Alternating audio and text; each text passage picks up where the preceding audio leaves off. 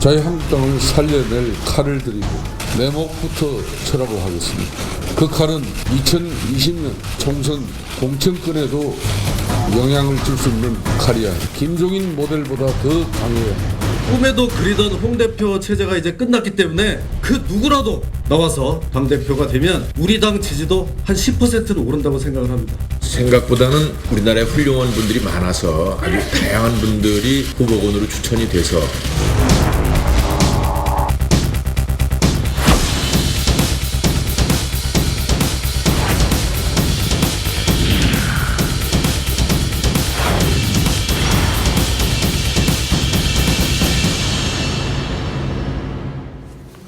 예, 자유한국당 비대위원장 후보 공모를 오늘 마감합니다. 인재난을 잠재울 카드가 나올지 궁금한데요. 이 정치권 소식 그리고 차권 소식 전문가들과 함께 자세히 알아보겠습니다. 네, 김종래 충남대 특임교수, 여상원 변호사, 김관옥 계명대 교수, 그리고 일부에 이어서 이현종 문화일보 논설위원 함께하겠습니다. 안녕하세요. 안녕하세요. 안녕하세요. 자, 오늘의 주제, 오늘 마감 서둘러 주세요. 바로 자유한국당 비대위원장 얘기인데요.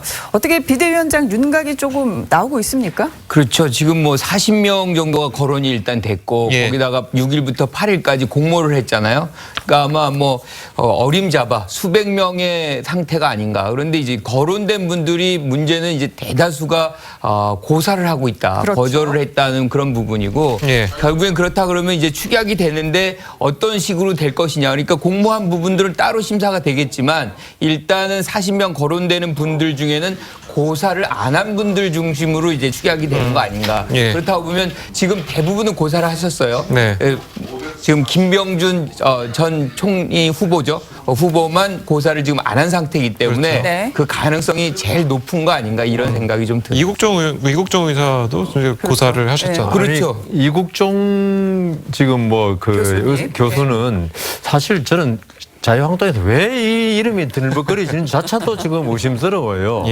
아니 그 자유한국당에 사실 이게 가능성이 있다고 생각해서 지금 이름을 흘리는 건지 아니면 이국종 교수가 작년에 한번 여러 가지로 아주 유명해지셨잖아요. 그 유명세를 한번 이용해 보자고 그냥 그 이벤트 만들 이벤트성으로 이야기하는 건지. 그때 자유한국당 의원들이 막 초대해서 강의도 하고 막 그랬었죠. 아니 강의는 들을 수 있죠. 이국종 그 교수가 어떤 그 국가를 위해서 그다음 어떤 그 의료에 헌신하는 모습은 보기 좋은데 그렇다고 해서 정치판에 이런 분은 우리의 진짜 소중한 자산인데 정치판에 끌어들이면 사실 우리나라 정치판이 대체로 사람을 망가지게 하지 않습니까? 이런 분은 훌륭한 분을 정치판에 끌어들이고 그리고 지금 자유한국당은요.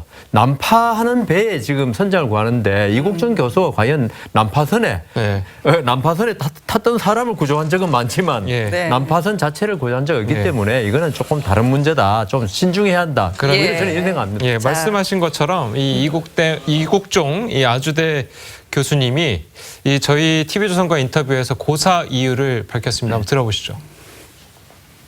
그러니까 제 자체도 이게 능력이 없는 데다가 제 능력 자체가 정치적인 그런 게 전혀 제가 그게 없는데 제가 뭘 하겠냐. 제가 문제가 있어서 그런 거지 절대 뭐 그 자체 노력 자체가 뭐 웃겨 보이거나 그래서 그런 건 아니라고 그러니까 정치권 쪽에서 영입설도 조금씩 나오고 있는데 정치권이요? 네.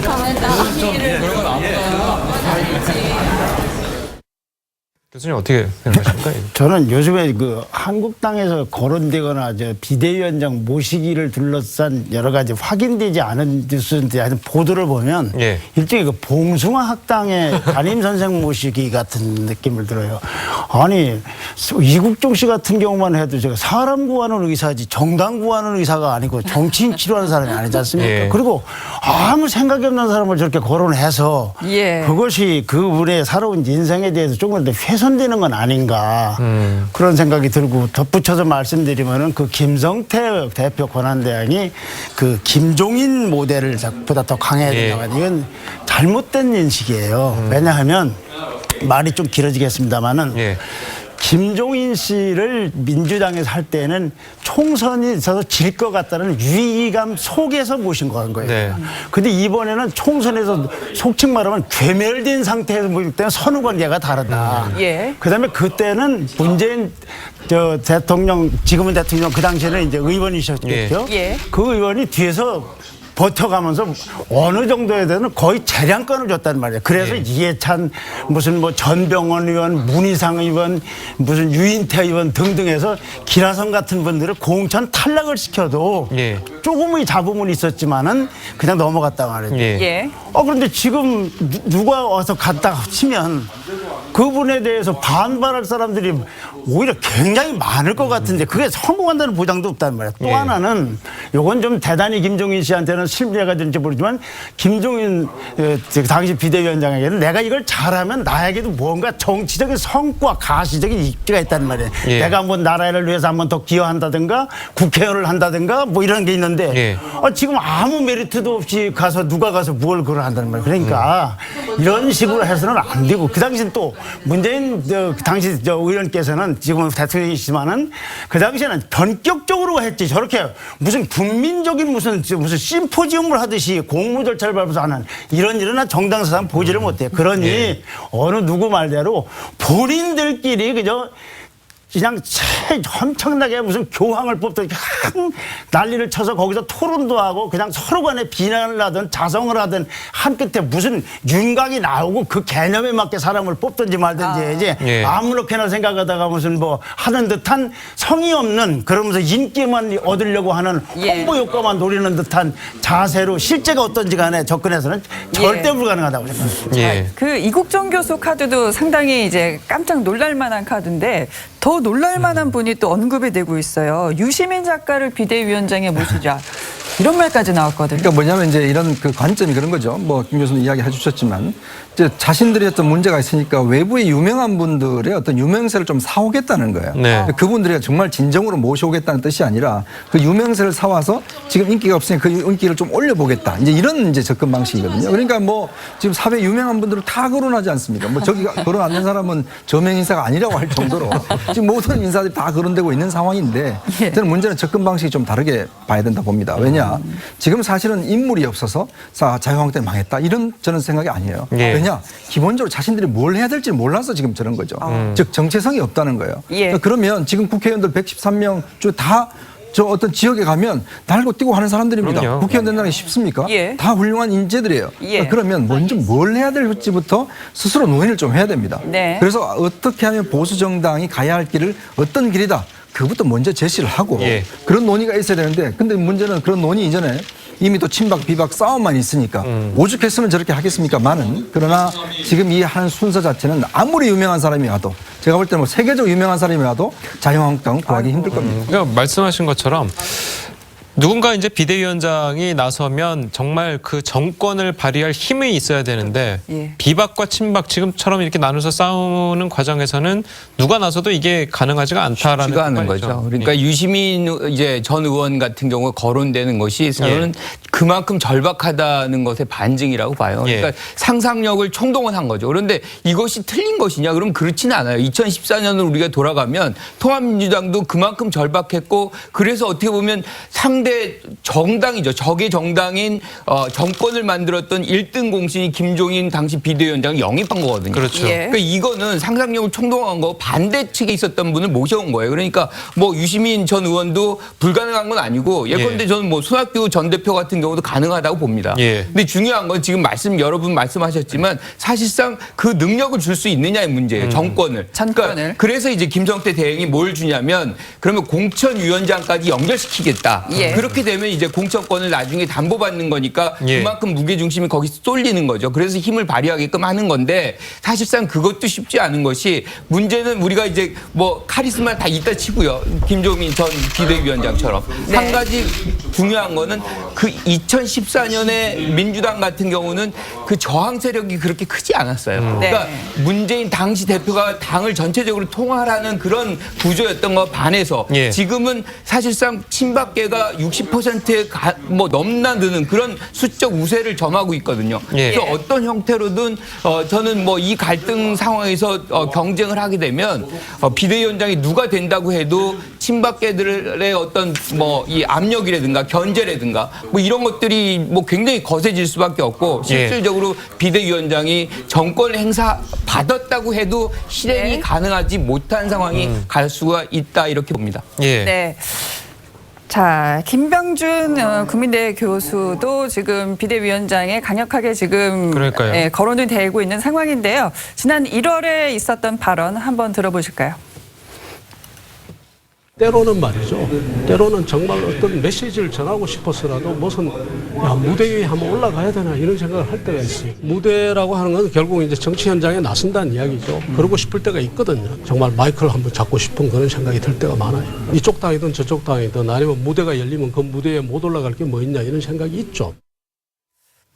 들어보셨는데요. 김병준 교수는 약간의 마음이 없는 것 같지도 않아요. 어떻게 들으셨어요? 글쎄, 김병준 교수는 이미 뭐 노무현 대통령 시절에 이제 청와대 정책실장을 하셨고, 그랬죠. 그 이후에도 보면 이제 특히 이제 친노와의 싸움들 많이 하셨죠. 그러니까 친노와의 어떤 그런 행태들에 대해서 많은 비판하셨고, 특히 이제 박근혜 정부 시절에는 이제 마지막 어떤 탄핵 국면에서 총리 후보로까지 나서다 결국 이제 인준을 못 받아서 낙마하신 거 아니겠습니까? 아마 본인으로서는 제 개인적으로도 보면 굉장히 정치에 대한 욕망이 꽤 있으신 것 같아요. 그리고 지금 이제 자유한국당에서 가실 생각도 있는데 문제는 조건이죠.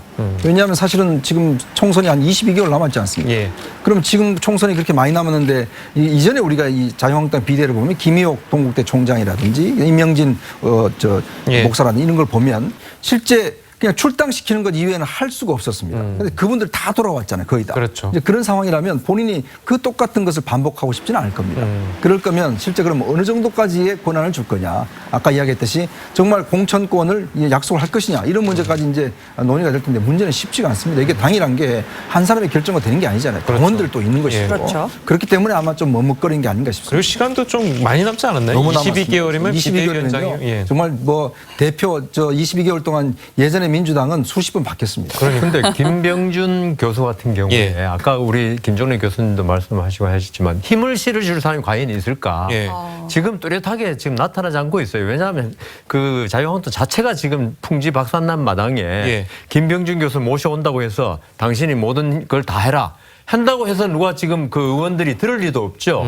거기다가 지금 아까 말씀하신 대로 제가 볼 때는 지금 그 김병준에서 들어오면 힘을 쓰려면 공천권이라든가 뭔가 당을 실질적으로 장악할 수 있는 힘이 필요한데 돈이 엄청나게 많아서 내 돈 아니면 자유한국당이 안 굴러간다. 뭐 이 정도 되면 모르겠지만 그것도 아니시란 말이에요. 그러면은 결국 그 김병준 교수를 모셔와가지고 어떤 이벤트성으로 하고 그다음 그 지금 총선까지 상당히 많이 남았고 그동안에 또 어떤 일이 벌어지겠냐. 그러면 지금 친박들이 가만히 있겠냐. 만일 자신들을 다음 총선에서 김병준 만일 교수가 진짜 배제시키려고 그런다. 그럼 또 축출하려는 움직임이 분명히 있을 거고 이럴 경우에 자유한국당은 오히려 더 질곡으로 빠질 수 있겠다. 그래서 김병준 교수도 지금 그 김성태 의원 뭐 이야기했지만은 어떤 실질적인 권한을 행사할 수 있는 기초가 마련돼야 되는데 지금 이런 상태에서 쉽게 승낙할 수 있겠느냐 이런 생각도 듭니다. 그러니까 예전처럼 이제 공천 그 본인들이 표현하기에 공천 학살이 있을 때처럼 친박연대라는 게 또 생길 수도 있고. 그럼요. 또 당이 또 완전 쪼개질 수도 있는 문제 아니겠습니까? 그렇죠. 그 김병준 전 총리에 대한 어떤 정체성의 혼돈이 있어요. 그러니까 친박 같은 경우는 마지막 이제 박근혜 정부에서 총리 후보를 맡았기 때문에 우리 편이다 뭐 이렇게 생각할 수도 있지만 비박계 같은 이제 친박계 일부는 또 노무현 정부에서 뭐 이 정책실장 했기 때문에 또 우리랑은 다르다. 그래서 이 혼란을 어떻게 정리하느냐의 문제고 특히나 비박계가 지금 지도부를 구성하고 있잖아요.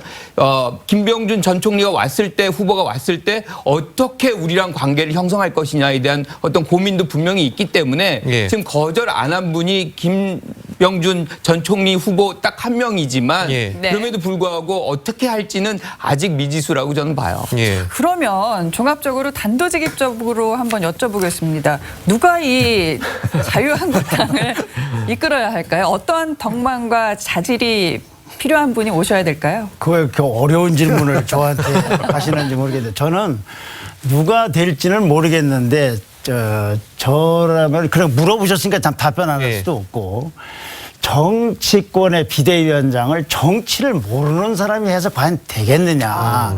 그러니까 정치라는 거는 아는 사람이어야 된다. 그럼 제가 보기에 누구는 정치 모르냐. 그게 아니고 그래도 여의도에서 그래도 좀 이렇게 산전수전을 좀 겪은 사람으로서 좀 괜찮은 사람. 근데 이제 여러 가지 문제점이 있고 난점이 있지만 그래도 저보고 저런 사람 같은 사람은 좀 낫지 않을까. 이제 전권이라든가 여러 조건이 같다면 예. 굉장히 그렇게 제 말씀도 어려운 말이 안 되는 얘기라고 될 수도 있지만 그럼 저는 원희룡 경기 제주지사 같은 분이 어떨까 하는 생각이 들어요. 이런 젊은 사람. 아니 그러면서 정치도 했고 그다음에 최근에 한국당 사태와는 관계가 많이 없잖아요. 근데 제 말 속에도 굉장히 많은 모순이 있어요. 그러면 제주도지사의 역할은 어떻게 하느냐, 그동안에 탈당했던 건 어떻게 하느냐, 전권을 줄 거냐 문제가 있지만 그래도 이미지라든가 경력으로 봐서는 그런 분이 하는 게 어떨 건가. 전제는 제가 원희룡 의원하고 전혀 가깝지가 않습니다. 그러니까. 근데 저는요. 원희룡 지사. 이제 그 정치 현장 경험이 많은 김종래 교수님 말씀 뭐 정치 현장에서 맞는 말씀이죠. 근데 아까도 어떤 분이 말씀하셨지만은 자유한국당은 아예 패러다임을 바꿔야 한다. 정치에 힘하는. 그러니까 예컨대입니다. 뭐 재벌과 결별을 선언한다든가 아니면 오히려 지금 그 이번에 뭐 경제개혁위원회에서 여당의 뭐 종부세 이야기하다가 지금 들어갔지만은 오히려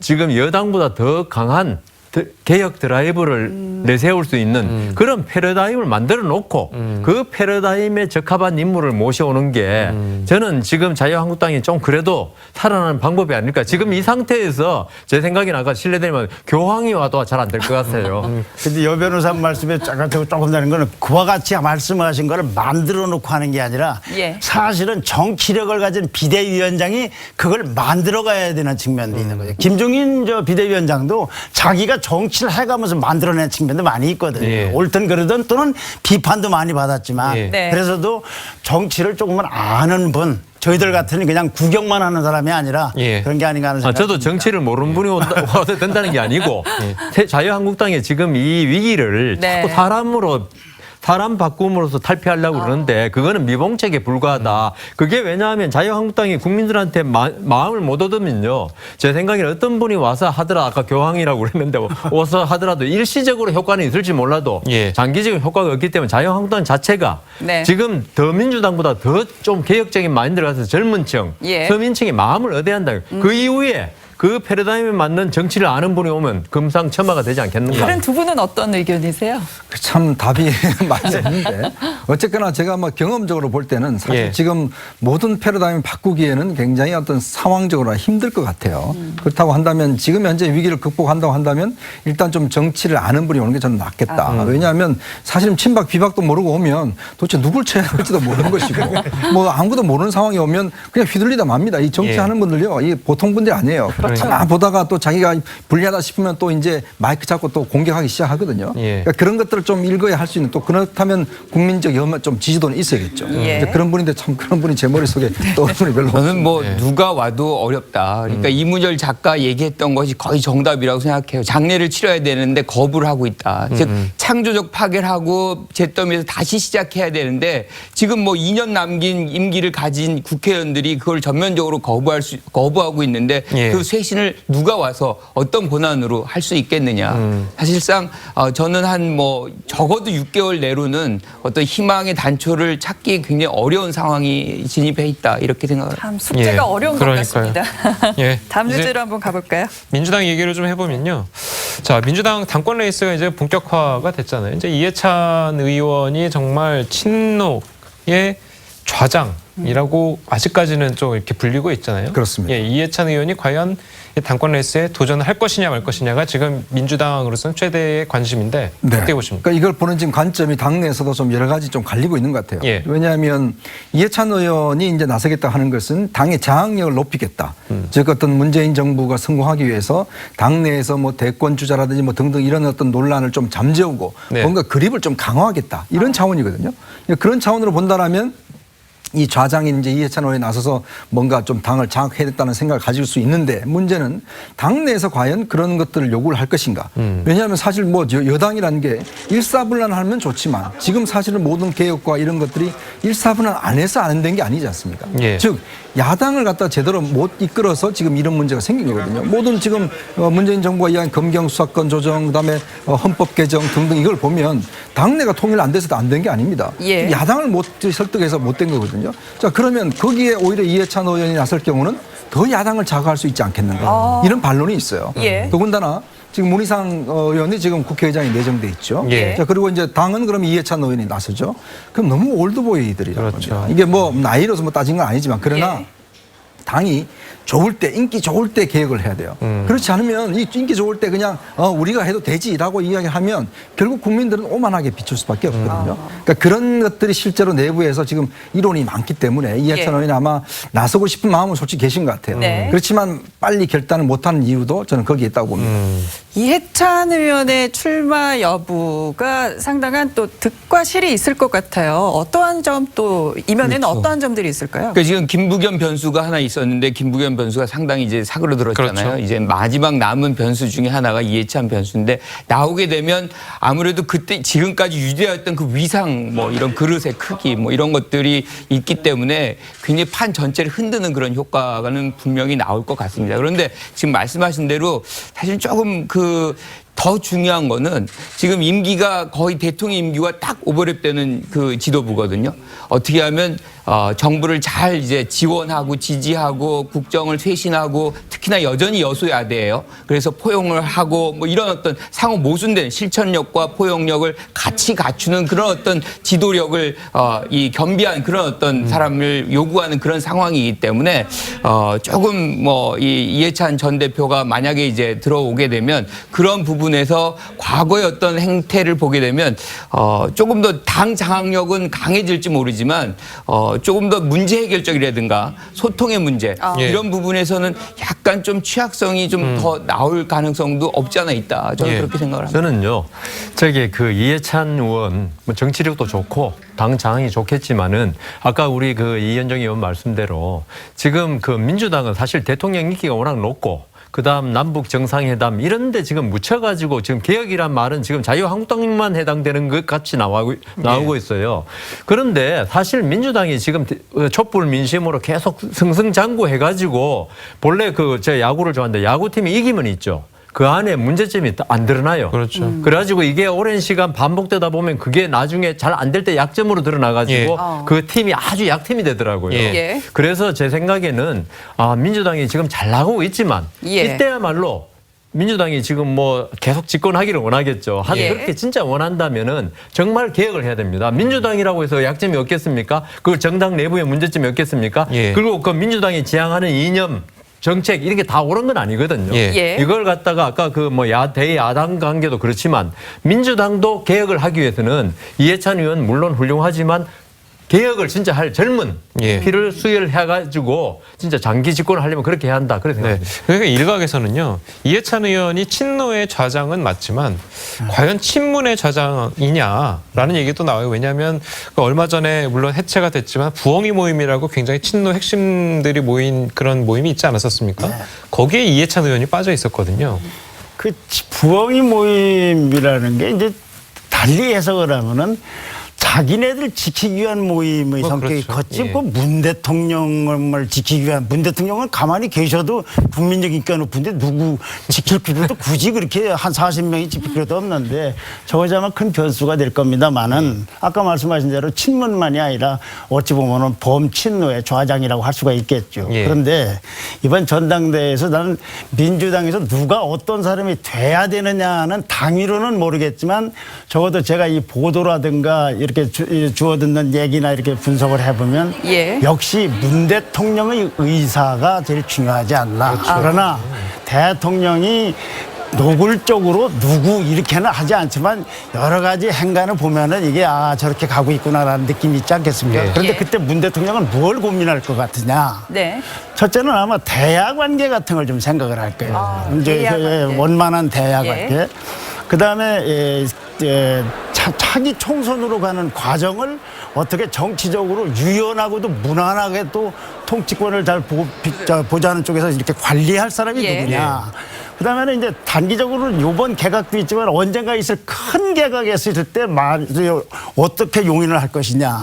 그다음에 지역도 고려를 해야 될 거예요. 예컨대 비서실장도 그 전남 장흥이고 또 이낙연 국무총리 같은 경우는 전남 영광이고 그러면은 이게 이제 당 대표까지 이렇게 되는 것이 한쪽으로 가는 것이 과연 전국 정당을 추구한다는 정권에서 이게 좀 옳은 일이냐 같은 것도 저는 노력을 하라는 게 아니라 고민을 좀 할 거다 이런 얘기죠. 근데 이런 전제 아래서 볼 때는 지금 민주당에서 후보들 움직이면 이렇게 대충 보면은 먼저 얘기한 이해찬 의원 얘기했으니까 속으로는 나오고 싶은데 본인이 나간다고 말을 못하는 걸로 보여지는 분이 두 분 있어요. 그 이해찬 의원하고 김부겸 장관. 본인은 굉장히 나가고 싶어. 근데 여러 가지 예건과 조건이 내가 먼저 나가겠다고 하기는 굉장히 어려운 입장이고 또 그럼에도 또 어떤 분들은 그냥 도엉이 모임 레벨 차원에서 우리끼리 단일화해보자라고 단일화를 해서 어떻게 해보려는 겁니까?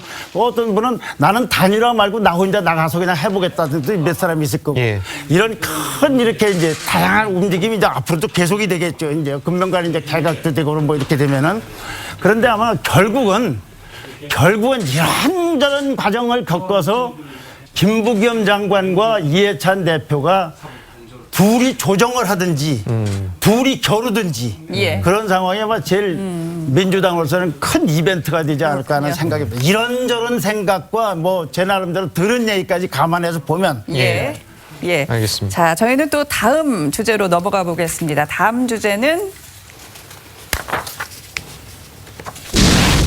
너는 달려가 안겨라. 바로 아시아나 항공 얘기인데요.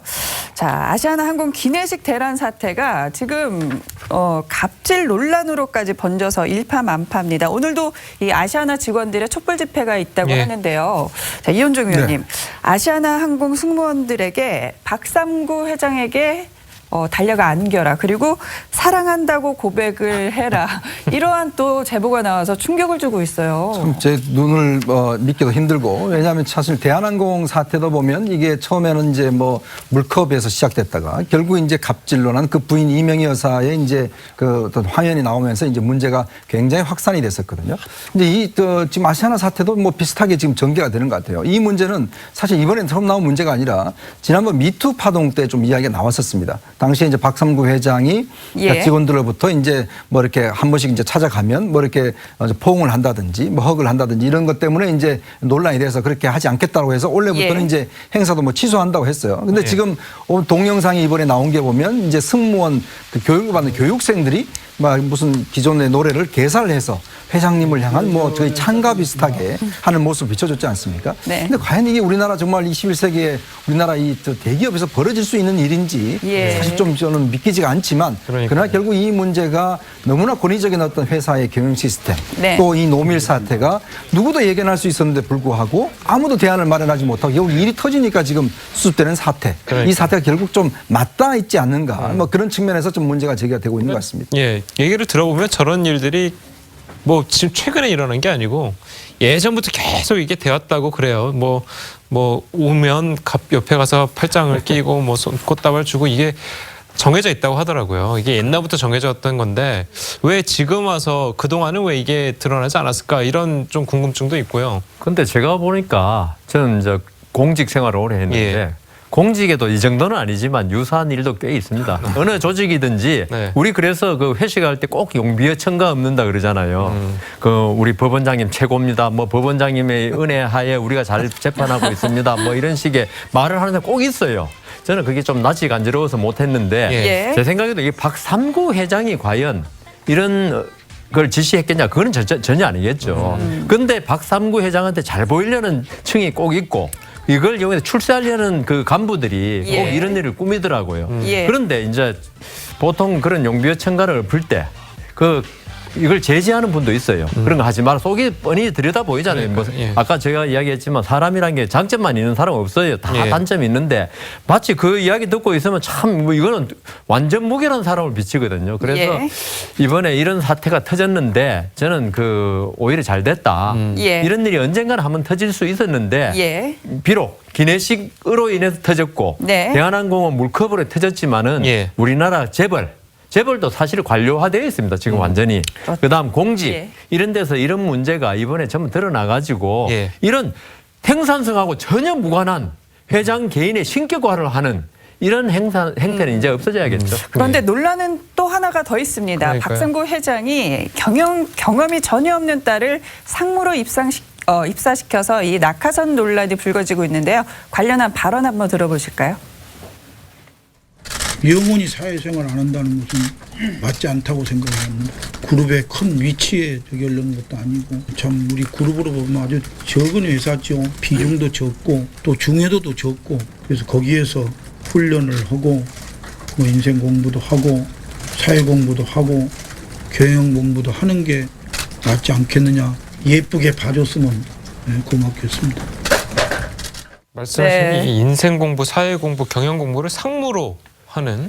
그리고 예쁘게 봐달라는 저 말에 또 무슨 뭐 아빠의 신경은 제가 이해를 하겠습니다. 그렇지만 이게 우리가 지금 그것만 해도 공기업 아닙니까? 공개화된 기업입니다. 이게 다 주식회사고 모두가 다 감시의 대상인 그런 기업인데 저렇게 쉽게 자신의 딸을 아주 상무라는 자리에 갖다 앉히면서도 별스러운 자리가 아니다. 그리고 비중이 없는 회사다. 그러면 비중이 없는 회사에 다니는 분들은 어떤 건가? 이렇게 차별적 언사를 계속해도 되는 건지 지금의 상황에서 일자리 하나하나가 진짜 소중하거든요. 젊은 층들에게는. 그런데 이런 상무란 자리를 이렇게 쉽게 얘기하는 거는 국민 감정에 절대 와닿지 않는 요번에 아까 여 변호사님 말씀하셨지만 대기업 뭐 재벌들 전체적으로 문화를 좀 바꿔야 되는 과거 60년대 70년대 그 권위주의 문화 그대로 살아있고 이거를 사유화하는 그러니까 내가 언제든지 내 개인적인 어떤 자산이기 때문에 이건 내 자식들에게 줄 수 있다.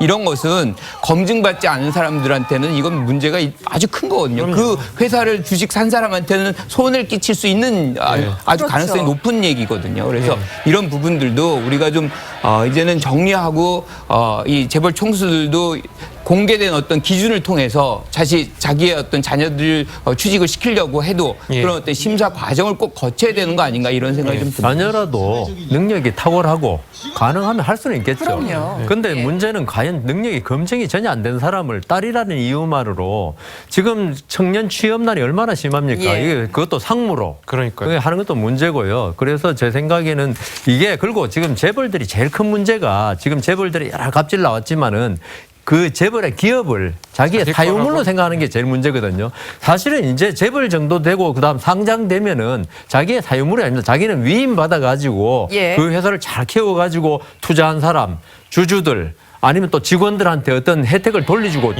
전체적으로 국민들한테 혜택을 돌려주고 생각해야 되는데 아직도 저런 걸 보면은 이건 내 건데 누가 웬 잔소리냐 이런 느낌이 들거든요. 이건 아니라고 봅니다. 그러니까 말씀하신 것처럼 지금 주주들이 집단 소송을 준비하고 있다고 하는데 이 집단 소송 결과에 따라서 뭐 회장이 교체된다거나 이럴 가능성도 있습니다. 글쎄요. 그게 집단 소송으로 쉽게 되지는 않을 것 같아요. 왜냐하면 그 집단 소송 해가지고 이게 그러면은 이사나 대표이사의 어떤 위법행위, 상법에 정해진 위법행위에 입증해야 하는데 딸을 갖다 아까 말씀드렸죠. 본인은 지금 자기 딸이 아주 뭐 여러 가지로 적합하다고 생각하거든요. 그거 입증이 안 돼요.